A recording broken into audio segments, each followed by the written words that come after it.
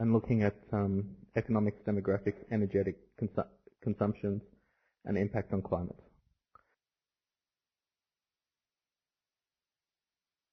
So I'm Thomas Longden. I'm a researcher at FEM and CMCC here in Italy, and I also have links to the University of New South Wales from Australia. So basically, the discussion today is talking about the use of scenarios. I'll be focusing on research and talking about how people, researchers like those who work at FEM, basically use scenarios to basically inform policy or to talk about some future trends. So in this first section, basically we're going to just talk about the uses of scenarios in reports and research. Scenarios typically are used because there's an uncertain future. And so what researchers are trying to do is basically capture existing trends and forecast what will happen in the future based on these sort of key assumptions. One big thing about scenarios that people, researchers at FEM utilize is also to discuss policy prescriptions. So basically the initial question that I wanted to talk to you about is why do we use scenarios? Why did researchers use scenarios? And it's this uncertainty about the future that means that we want to forecast what things we can expect to happen in the future if this occurs. So within research, there's this sort of discussion about if this happens, then this is likely to occur. And this is basically what scenarios do. You change and vary your if question or your if assumption, and then you talk about the outcome of the then. So you use a model, you input some scenarios using GDP or energy or population assumptions, and then that's the if, and then you move on, you run the model, and then see what is then likely to occur in the future. And so scenarios like this basically talk about possible future cases that can help businesses, politicians, researchers, and decision makers stay informed about what's likely to happen tomorrow. One of the key things we're going to look at today is the World Energy Outlook. It's an annual report by the International Energy Agency, and it's quite widely used. This presentation will basically look at some of the key scenarios and trends from WAIO 2012, and conclude with a discussion of some of the scenarios we use here inside FEM.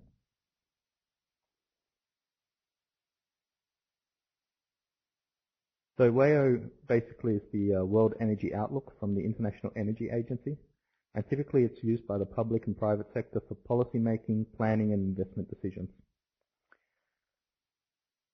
So WAIO 2012 basically looks at the horizon from now until 2035.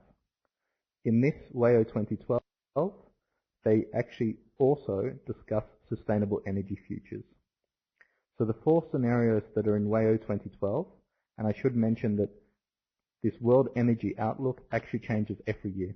So they use the same model and they run different scenarios every single year.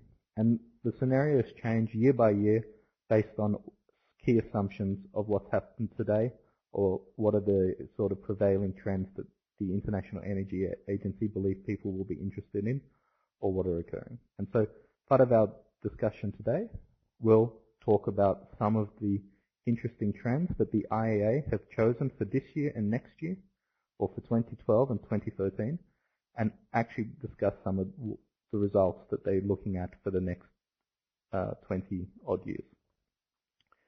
So WAIO 2012 presents four scenarios. This is the new policy scenario, the current policy scenario, the 450 scenario, and the efficient world scenario. So let's just focus on this new policy scenario. So the new policy scenario are basically policies that were enacted in the late part of 2012 and the IEA expect to be important in the future. The current policies are basically policies from around the world that already exist before mid-2012, and that's sort of the reference case. So they build these scenarios based on this central case that they expect to be the sort of business as usual future. What will happen if all the current trends, all current policies follow a certain pathway? The 450 scenario is a climate change scenario. That's based on the IPCC target of 2 degrees, and I'll explain that to you a little bit later on. The efficient world scenario, this has a focus on energy efficiency and energy around the world being used effectively. Okay, so let's move on and talk about what WAIO 2013 is actually looking at this year. So these topics here are the topics that WAIO plans to look in this year's report. So key topical energy sector issues include redefining the energy climate map. And so this is basically talking about short-term policies, climate policies, that will help achieve longer-term policies, like this IPCC 2-degree target.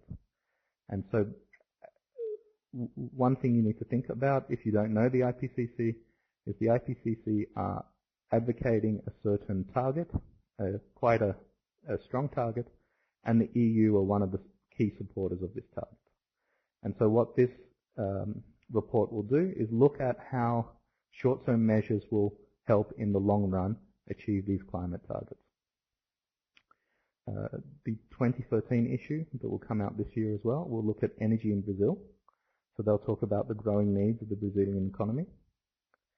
There'll be a focus on oil supply, demand and trade. That's because there's a lot of changes occurring in North America at the moment with light tight oil. So basically oil shale adding to the oil supply, and this is changing things globally, or is expected to change things.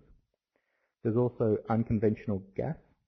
So there's an increase in the expected gas supply in the future, and part of that is because of fracking and other unconventional methods of extracting gas, natural gas that is. The report will also look at fossil fuel subsidies in the Middle East, and there will also be a discussion about energy trends in Southeast Asia.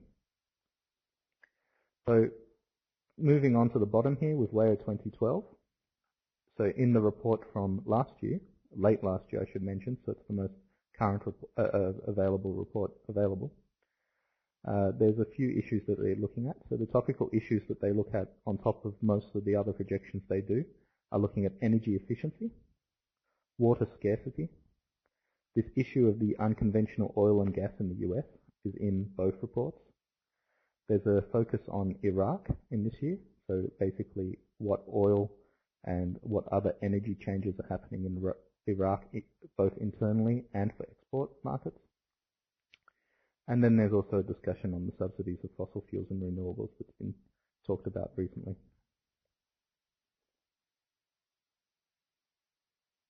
So just to get into the report itself, what I wanted to explain is one of the things that they do, the IEA, when developing this World Energy Outlook, is they utilize the World Energy Model. So this is basically their description, their graphical description of the World Energy Model. And you can see they have supply of major fuels, so fossil fuels and some biomass as well. They then have an energy demand sector, final energy demand, and then services demand. So what's important to know is basically this square here, this rectangle here, is basically the World Energy Model. But what they do is they make some important assumptions about fossil fuel prices, CO2 prices, policies, so this is the current policies, the new policies that we talked about before. They make some assumptions about technologies today, their availability today and also in the future. And then they also input some socioeconomic drivers. So these are things like population growth, GDP, basically indicators like that, major macroeconomic indicators. And these are the things that tend to drive the scenarios. These are the things that change across the scenarios. So from the WAIO report, you can see that they have different policies. So they have the current policy, new policies, and also this climate policies. Technologies, we won't talk about too much. Socioeconomic drivers, so they're quite important. In WAIO, they remain relatively constant, but in our own work at FEM, there are some scenarios where we project longer term and do change these socioeconomic drivers a bit more. And then fuel prices and CO2 prices. And then basically what we'll look at today, other than these assumptions, are these outputs. So you have the actual energy flows that are expected to happen in the future, CO2 emissions that are expected, and also the investments in different technologies. So as we've mentioned, or as we've talked about, there are 4 policy scenarios. There are current policies, so there are trends in energy that are unchanged and policies enacted or adopted by mid-2012. Then there's also new policies. So these are policies that were only enacted in law recently. The 450 scenario is again that climate policy scenario, so a strong IPCC 2-degree target. And then there's also this efficient world scenario, which is basically all the resources are allocated and used effectively in the model, most efficiently in the model.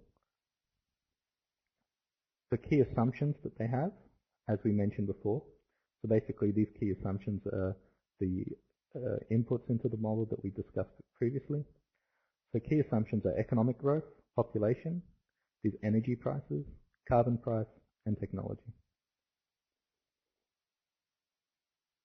Okay, so I really wanted to get through that section quite quickly, because what I really wanted to do was get to some of the results, get to some of the actual outputs of the WAIO report, and talk about the scenarios and what's kind of changing the results of the report, of the model, based on these scenarios. So now we're going to look at the major fuels, so fossil fuels and also some renewables. Okay, so here you can see we have a bunch of range of estimates. So we have world oil demand and oil price by 3 main scenarios. So that's the current policies, new policies, and the 450. Down here we have the share of coal in primary energy demand, and then here natural gas. And so you can really see the scenarios making quite a difference here. So you have the historical trend here with the actual oil demand increasing quite a bit, dropping for the financial crisis we've just had. And then the current policy scenario basically has this strong growth increasing over time. This new policy scenario decreases that, and so there are some changes to the subsidies or support of renewables that are changing this. And this 450 scenario is this climate policy scenario. So you can see there's a lot of quite a large decrease in the oil demand between 2020 and 2035. So looking at coal, in coal, globally we have this sort of leveling off of the price, of the energy demand, which will also impact the price. New policy scenario decreases the demand slightly, and then this 450 policy scenario really decreases it overall. Okay, and so going to natural gas, we have the current policy scenario and the new policy scenario. So basically what I wanted to show you here is that a lot of the key scenario outputs are actually driving these results and changing them quite significantly.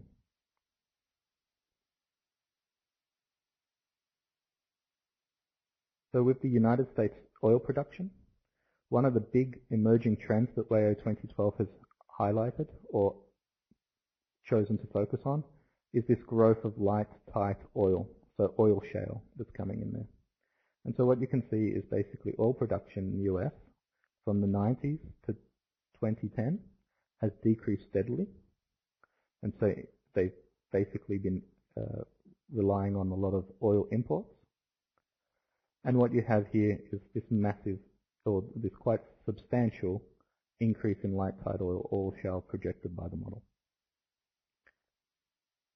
You have here basically natural gas, liquid natural gas, and then you have an expectation about oil fields yet to be found, yet to be developed, and this is what's currently being produced. So these are typically the oil fields that you know of, the typical conventional oil fields, and so you can see that their production is decreasing quite steadily. And light, tight oil, you can see, is actually changing the game quite a bit here. And so that's one of the emerging trends that has been accounted for in WAIO 2012.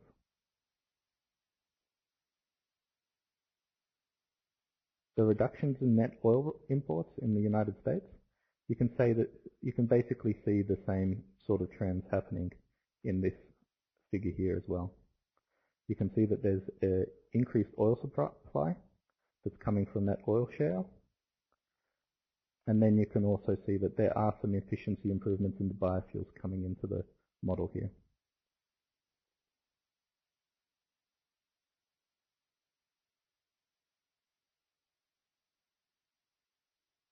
The one thing I wanted to look at with this graph is basically how things are changing across the things. And I have a question that I should answer. Sorry about that. So basically going back, let's head back. Yep. So one of the things with oil production is it's typically quoted as millions of barrels. So this is millions of barrels per day that's fulfilling the energy demand.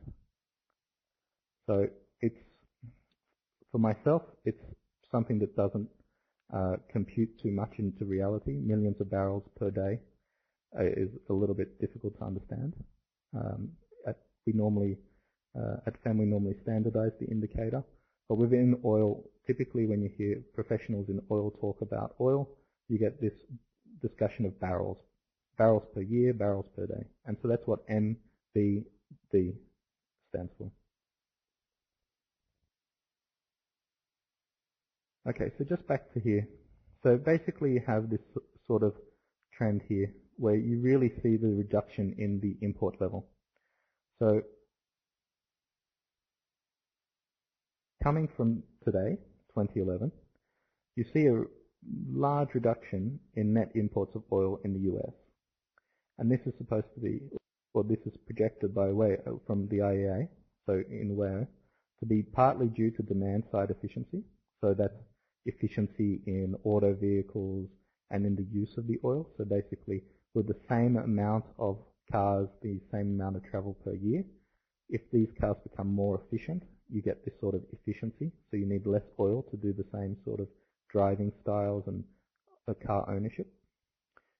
Then again, you have some biofuel coming into transport. And so what's interesting here is you have this small decrease, even though the US has a target for biofuels. They also project some natural gas coming into transport, but that's quite minimal. And what's really happening here is this oil shale story that's really driving this sort of decrease. And so this is one of the things that I wanted to point out with the World Energy Outlook, is the IEA really changes its model year by year to keep up with the current trends that are actually happening in reality. And then they forecast what might actually occur based on these trends. And that's what you're seeing here, is that the story in the US, if you think back, or you think the story about oil in the US, was that oil in the US was typically imported into the country. And so what you're seeing here is, okay, the US is still importing a lot of oil, but by 2035, some projections, like the IEA, are actually expecting this to decrease, even with an increase in population. And that's basically why WAIO have inputted this graph as well. You can see that between 2011 and 2035, there are large expected changes in oil production. So they expect Iraq to start producing a lot more oil, and that's partly, and you can see here in Libya as well, they expect more oil to occur because of the conflict, and that's partly also the issue with Iraq, is that that's an opening up of the market there, and that's one of the things that WAIO are focusing on in 2012, 2013. And you can see this light tight oil, other unconventional oil coming in Canada, United States, Venezuela, and also China and Russia. This is natural gas in Russia, and this is sort of this oil shale occurrence here in Canada and the US, and also tar sands in Canada. So basically that's the story about picking scenarios and trying to forecast. So what the IEA do very well is they look at current trends that have happened in the last few years and impute it into their model very quickly. You can see here that this is also impacting the price of natural gas in the US. So there's a big story in the US that's happening at the moment that the price of gas has become so low that the US are actually using a lot less coal and increasing their use of natural gas. And so in the last few years, the emission reductions have been happening in the United States without a strong policy. And this is basically the story here with this availability, extra availability of gas. You're getting quite a lower price of natural gas, and hence some manufacturers of energy are switching from coal as their major source of electricity to gas.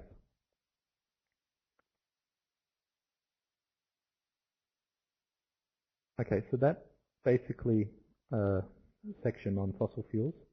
What I wanted to speak about there is these sort of projections of what's happening currently and what that means for the future. So you have this if and then.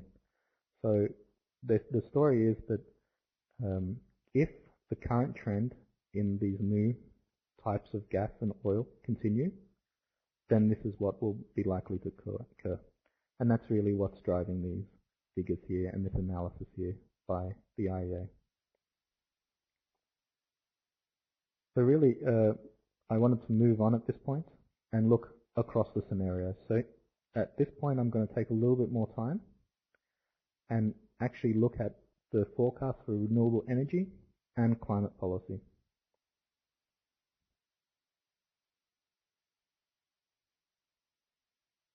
So here at the top, we have the world primary energy demand by scenario. So you have the current policy scenario, new policy scenario, and this climate policy scenario. And you can see that the model has very strong demand for energy across the world for all of these scenarios. In fact, there's a very small change, or a relatively small change between the current policy scenario, this new policy scenario, and the 450 scenario. That's in comparison to the emissions reductions that's associated with this 450 scenario. And we'll talk about that a little bit in the future. But really now it's time to look across some of the scenarios. This table here talks about the world energy demand and also energy-related CO2 emissions. And so what you can see here is that these current policy and the new policy scenarios for 2020, 2035 have relatively similar amount of coal in them until you get to climate policy where there's quite sharp reduction. So from a figure in the current policies of about 5,000 megatons of oil equivalent, you get almost half that, or more than half that. Almost half, well, yeah, more than half that in 2035. You see a little bit of a change in oil, but it's not as sharp. A bit of a change also in gas. But what really is driving this result within this model to reach these emission targets with a steady sort of demand for energy, you can see that renewables are really increasing quite largely. So in the current policies, you have about 500. In the new policies, you have 700. And then with the climate policy, you have a doubling compared to current policies. And you can see that the new policies are partly related to renewables here. So in the last 6 months, there have been more policies, or there have been new policies that have pushed renewables, and that's forecasted here. What you see as a big driver in renewables is the price of carbon, and there's a large increase here.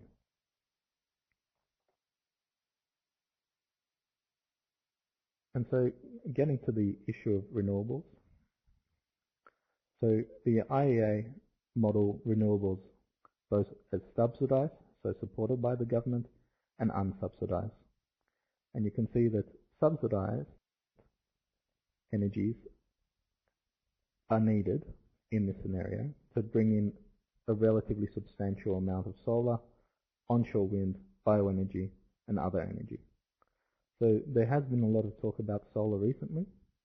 However, based on these figures, you can see that the IEA do expect that government support will be needed in the future for solar and for wind for it to still be viable with a new policy scenario. That is, with carbon tax, something like that, that will change. One thing to note also is these are global figures. So we're not looking at a specific region like the EU that might have a larger increase in renewables compared to other countries like China and India. So having a look across the world, one of the things I wanted to talk about was the energy demand as a unit of GDP. And you can see that this energy intensity is basically these blue bar charts. So you can see that the most intensive use of energy as a unit of GDP is in India and China, Middle East, and also Russia. And in these new policy scenario, the IEA expects a large decrease in these countries. So basically, energy that's used in these economies will be used more efficiently, and hence there's a large decrease in the energy intensity as a function of GDP. However, the other side of this is that you have energy demand per capita. So if you compare 2010 to 2035, you have some changes that are happening with energy demand per capita. And so what you're having in European Union and Japan is a relatively flat energy demand per person and Japan. In the United States, you're actually having a decrease in the energy demand per capita. Note that in the US, they have some of the highest energy demand per person, and so these decreases are possibly easier to do than in the European Union, at least as a percentage of the energy use used. However, what you're seeing in the future is that the IEA, with their GDP and population assumptions, they expect energy demand per person to increase in India and increase in China, and also in Russia there. So you can see that with the population and GDP expectations that they expect more people to move into lifestyles that are more like those in the West, with China having a large increase, Russia having a large increase, and that's partly also because of the ineffectiveness of their high level of energy intensity compared to the European Union, Japan, or the US.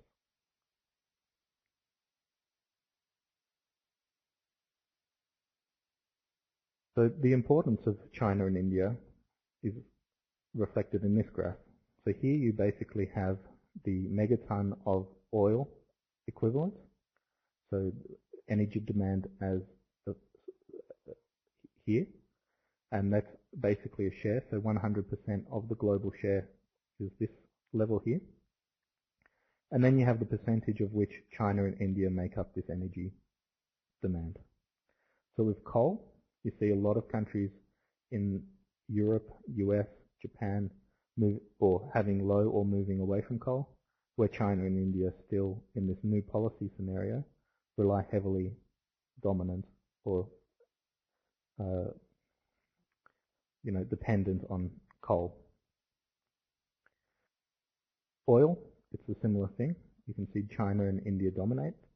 Gas, renewables, to a lower extent, have a relatively higher weight in countries like the EU or the US. Nuclear is quite dominated with China and India, and also quite high CO2 emissions occurring there. And so that's part of the story that we were talking about before, is that with quite high expectations of energy demand in India and China, so even though energy demand per capita is relatively small, with energy intensity being relatively high, and the population and GDP growth being high, you can see emissions for these countries are expected to be a very large percentage of the global total.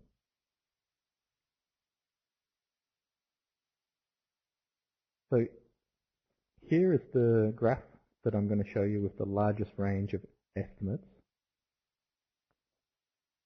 Okay, let me go back. Okay, so we've had a quick question. So what are the reasons why India and China dominate in these sections? Okay, so one of the big things that I haven't shown you are the forecasts for population and GDP. that's really what's driving these figures for China and India. You can see that there's also little incentive to move away from coal. So these economies are traditionally fueled by a lot of coal. A lot of nuclear plants are opening up in China now, and this accounts for this large percentage. I'm not sure if this new policies, this new policies rather than the current policies, so this new policy scenario would also account for less nuclear happening in Europe and other countries, especially Japan and the US, because of what happened last year with Fukushima. And so you can see that that's what's happening here is China and India are dominating the nuclear supply. Coal and oil are quite polluting, but very relatively cheap sources of fuel. But really what's happening with this domination of the figures is that the population forecasts for India and China, and also GDP forecasts, basically see them dominate in the future. So going back to the global trends. So here we have basically the historical trend from 1990 to 2010. And you can see quite a large increase in CO2 emissions historically. You can see a bit of a dip because of the financial crisis. And then this current policy scenario basically is what we talk about in climate change research as a business as usual sort of case, or a reference case. And here you can see the historical trend basically continuing at a similar rate. These new policy scenarios, they have a bit more renewables coming in, and you can see that there's a bit of more of a levelizing off of the CO2 emissions forecasted. The efficient world scenario, again, they're assuming an efficient use of resources. One of the things that's driving this efficient world scenario is the removal of subsidies of fuels that otherwise would not be used as much, but these subsidies are incorporated in the current policy scenarios, so you may have more fossil fuels occurring here than if the world was efficient and also the energy was used efficiently. And then you have this target of reaching this IPCC 2-degree target. And so you can see a very, very large decrease in emissions between 2020 and 2035 that we've discussed before. The purple chart here shows the relative change between the OECD and the non-OECD.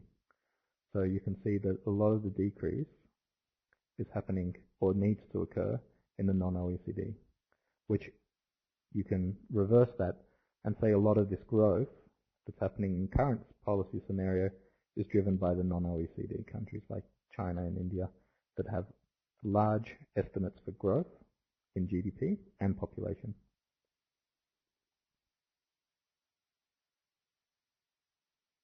Okay, so now we look at this new policy scenario.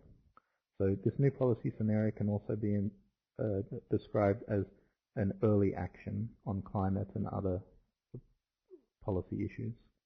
And so now we're comparing this mild carbon policy scenario to the 450 policy scenario. And so again, this 450 scenario shows very, very steep decreases between 2020 and 2035. And an important thing to remember here is that this is happening globally. So countries with large growth are having large reductions in emissions, where here basically you're having the growth continue, but some countries are having these policies come in.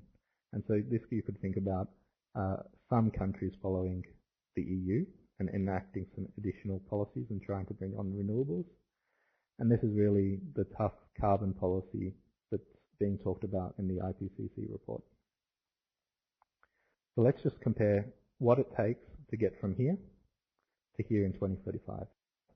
And that's really the difference between these scenarios that the IEA wants to review.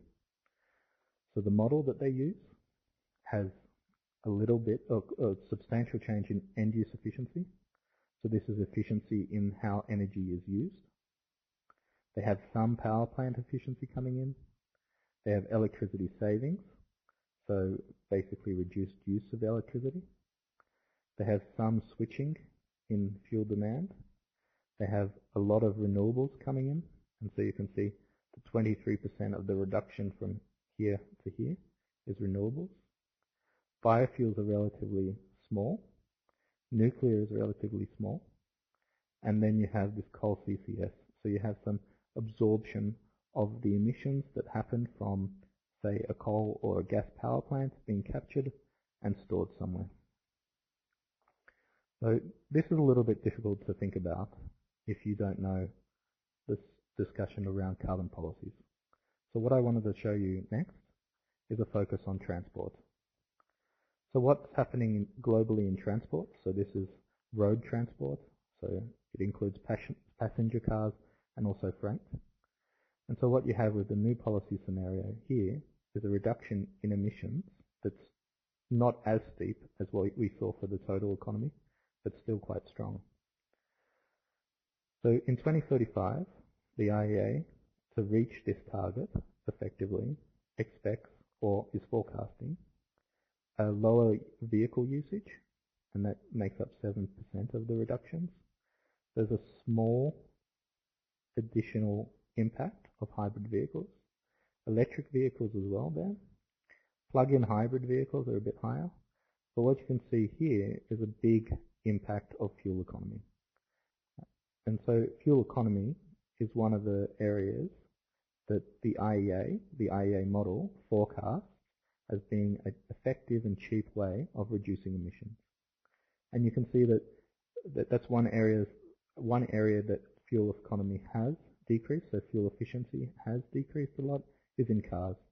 And one area that the US is driving its policy is to try to mandate fuel efficiency improvements. And so that's partly the assumption that's happening here, or the modeling behind that that's happening here, that it's either cheap or policies tend to target fuel economy. And here you can see some contribution to biofuels, but that's relatively small.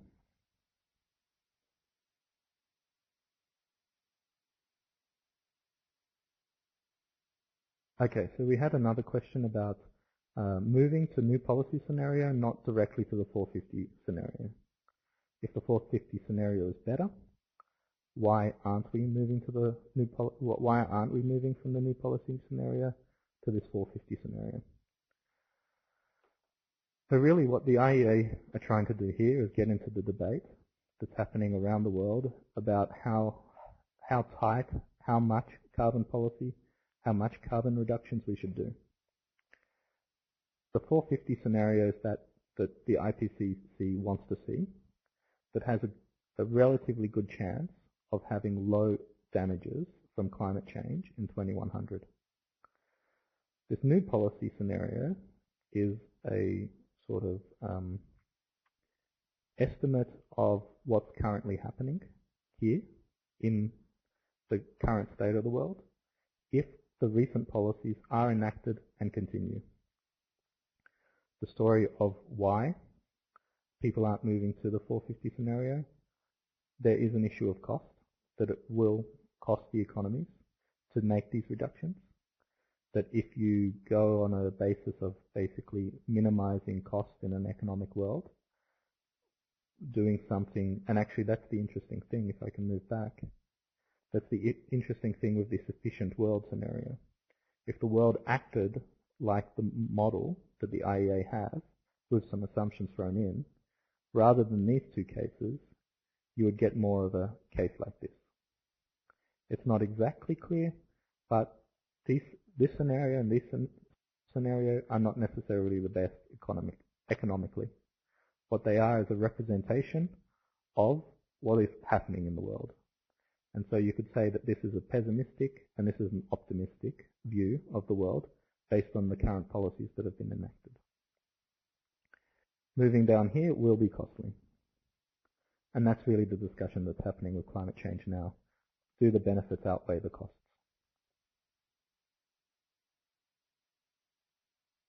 Okay, so what I did also want to talk about with this way of discussion was every year the IEA throw in some special topics into the mix. And so one of the interesting topics that's in the WAIO report from this year, from 2012 I should say, not the one that's going to be released this year, is a focus on water for energy. And here I have some slides that just talk about the issue of water and energy. Interesting things to see here are that basically renewable water sources per capita, vulnerability, scarcity, absolute scarcity, tend to happen around the equator in dry parts of the world, and also where population growth is expected to be the highest. As an Australian, I can tell you that here, what's happening in these numbers is even though there is a low availability of water, there's a low population relative to these other countries. And so this here is a little bit misleading in that there is a relatively low stress of water in 2010, but that's also because of the population. What's driving these numbers, so India is a country with monsoons and a lot of water relative to Australia, but you have a lot of population, and that's really driving this stress indicator here. In the Middle East, you can see that that's a bit more clear-cut, that that's about the climate, not just the population there. You can see here that at the moment, in sub-Saharan Africa, you can see that even though there is low amounts of water stress, this may be misleading in the future because of population growth. So it'll be interesting to see how this graph would change if you did future projections. So one thing that the IEA have thrown in here are projections about global water use, and I won't talk about that too much. What I wanted to talk to you about is the different levels of water use that's inherent in electricity generation. So you can see that basically cooling ponds, cooling towers are some major or typical uses of fresh water. And so nuclear might be the one that makes most sense to you. Basically, you need to cool down the nuclear fuel rods, and water is one of the major sources that's used to do this. And you can see here that nuclear, so let's move to the cooling pond case, they have a high withdrawal of water, so they use a lot of water, or they extract a lot of water from the system, from the ecological system, but then only consume a small amount. And so one thing that the nuclear industry does is work on a lot of water refinement to try to replace or to try to be able to, give back some of the water that they withdraw. And so water refinement, cleansing this water, is one of the important things that the nuclear industry do to try to lower their impact on the environment. One thing that you don't have in here, but if you flick through the report, you'll see that biofuel has a large withdrawal of water and a large consumption of water.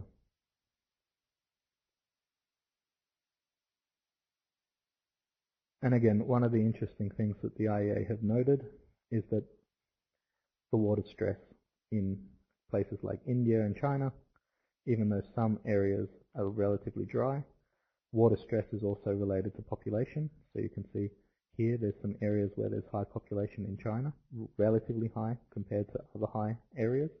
And you can see that this water stress really does come in and is shown based on these sort of population trends. And there's also a correlation between coal production and water stress in China. India is similar. You can see here that you have some areas of relatively low water stress. So they have relatively high rainfall but low population. But that water demand in India tends to be quite high in the most populated areas. Okay, so just to close the discussion on this World Energy Outlook, I've provided some links here. So there's the website itself. There's an executive summary in Italian. There's an interesting report on the outlook for renewables. There's also a report on the future or the existing trends in Iraq. There's also some fact sheets that basically talk about the issues that we've discussed and ask questions and answer them. One of the issues with the World Energy Outlook is that they don't release all the reports immediately to the public for free. So if you go to this website, you'll be able to see the reports for 2008 and beforehand. But do look at these other reports here. So the special reports on renewables, the report on Iraq, and these fact sheets, they are available on the internet, and these links will give you that information. So just to end the discussion, I did want to talk about some of the scenarios that we use within FEM. So we have two models, two important models within FEM. One is WICH and the other is ISIS. And currently, one of the things that's happening in the climate policy discussions is they're trying to get models to use these shared socio-economic policy scenarios. And so basically to end the discussion, I just wanted to give you some information about these policy scenarios. So what's happening is models from across the world are using these standardized policy scenarios and trying to make their model fit the trends in terms of population, GDP, and some energy assumptions, also some other economic and socio-economic assumptions, and then actually look at how different models forecast the future using these assumptions. So the SSPs, they focus on a range of indicators and assumptions, including GDP, population, food demand, and renewable energy. So if you want more details, you can go to this link. It's actually the link to the database. So if you log in as a guest, you can actually source the data and look at the data and plot the data yourself. And let me just quickly skip forward. And this is the database you'll see.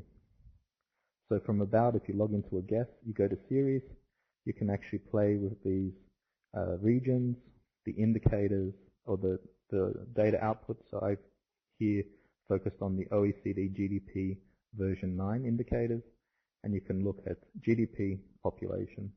And here you can see from basically 2000 to 2100. So here's 2000, 2100, these different estimates for population that are used in these SSPs. So you have some high growth, some low growth assumptions, and note this is at the world level. So if you go through, you can pick, say, a country, say Australia and New Zealand, or the EU, and have a look at what's actually happening with these scenarios. So just to go back, so within FEM we have a model called WICH. Here's the link here. It's an integrated assessment model, which basically means that you have an economic model, and then you compute emissions and talk about climate policy. And here you have the WICH simulator that basically shows some of the model outputs. So here you have the forecast for business as usual, so a current policy projection for the whole century. And then basically we talk about what the energy mix would need to be to hit some of these carbon targets that are talked about by the IPCC and other institutions. And so what's interesting, basically from a scenario point of view, is they've developed these different SSPs to focus on different issues for the future. So you can see SSP1 talks about sustainability, and that's a case where you have a low availability of fossil fuels and high renewables, where the difficulty of reaching the policy, so you change your model assumptions and make it more difficult to reach the policies, and then you have a high availability of fossil fuel resources and low renewables. And so what models will do is they'll run these different scenarios and basically compare outputs, compare the costs of the policy and compare different trends based on these harmonized scenarios. So they use similar assumptions or the same assumptions, same data in some cases, and compare their outputs. And this is occurring on a global scale. So models from Italy, Germany, the US, Australia are using these scenarios and informing the IPCC and other policymakers of the story behind these scenarios. Okay, so just to summarize, so these socio-economic indicators, they look at population, they also look at urbanization, the rate of urbanization, education, economic growth, policies and institutions, technology assumptions, and also natural resources.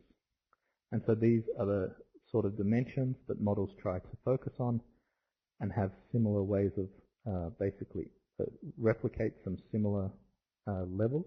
So population and GDP are things that the models try to really closely match. And then they have consistent assumptions about technology, policies, and some models do different things because they have different strong points across the different models. Okay, so that's basically the discussion I wanted to have. I just wanted to give you a good range of why researchers use scenarios. So please do flick through and look at the links. So as you can see, there are some links to the WAYO resources and also some links to the FEM resources and also some of the models that we use here. Just go ahead and if you have any final questions, I can take a couple of quick questions now. Otherwise, I'll let you get back to your studies.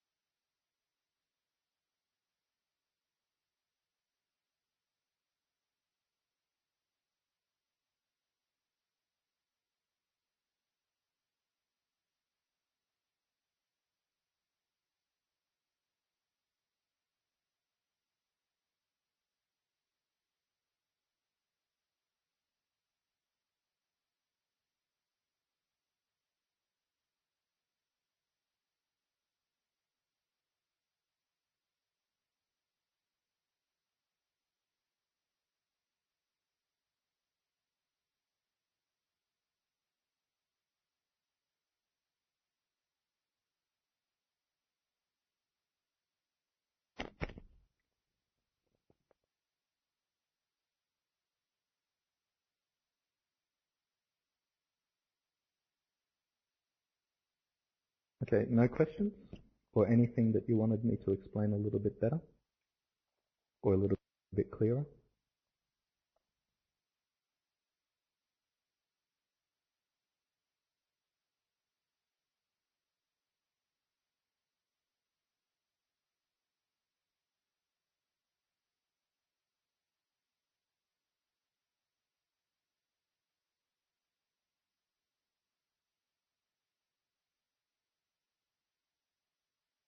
Okay, so basically, I'm a researcher at Foundation Annie America Comité.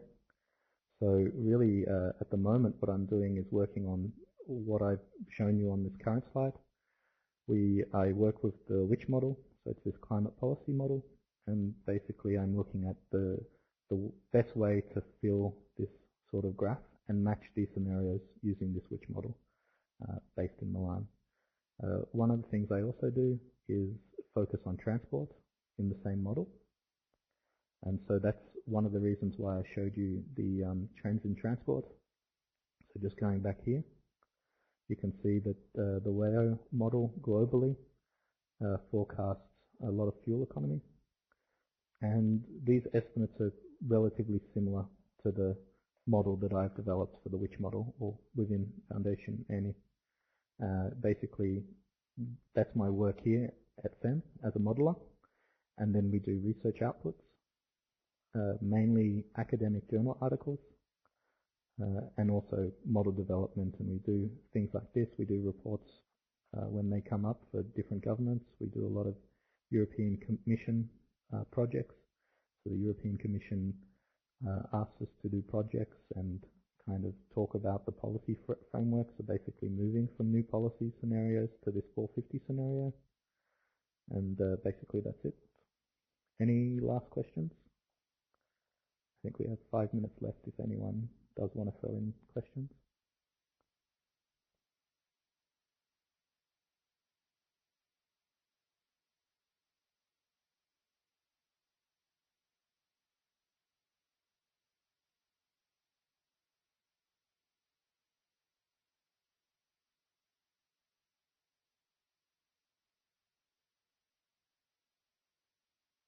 Okay, so I'll call time on that. I do believe that the projection, the slides will be placed on the internet. So do feel free to go back over them and check out some of the links. As I mentioned, the most recent WAO report will be hard to find, but these reports are relatively interesting. So there's a video on Iraq, and also this renewable outlook is quite interesting. They're relatively approachable, so you should be able to read them relatively well. There are the different executive summaries in different languages if necessary, but if you are interested, definitely also check out this fact sheet, where basically the modeling team, the writing team behind the WAO reports ask some key questions and then give some very straightforward answers. And hopefully with that, you'll understand everything I talked about. I covered a lot of material. And also feel free to also get on the website and have a look at this witch simulator or even the SSP database, and they'll give you a lot of data. One thing I wanted to add as well with this SSP database, if you log on, it has historical data. So with this plot here, you basically compare the historical trend to the future trend. And so that's one interesting thing that might come across, where if you log in here, go down to series, you can compare the OECD data to historical trends. Okay, so thank you for your attention, and good luck for the rest of the day.